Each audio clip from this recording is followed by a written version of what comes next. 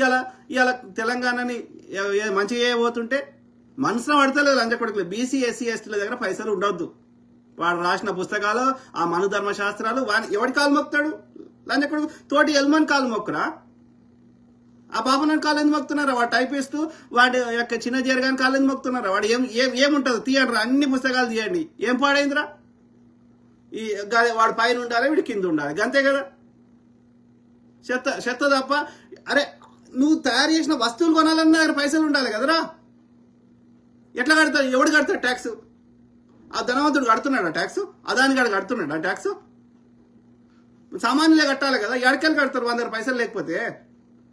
నా దగ్గర పైసలు ఉంటే 4 వస్తువులు అనుకుంటే నీకు ట్యాక్స్ కడతా. నీకు ట్యాక్స్ వస్తే నువ్వు గవర్నమెంట్ పథకాలు చేస్తుంది.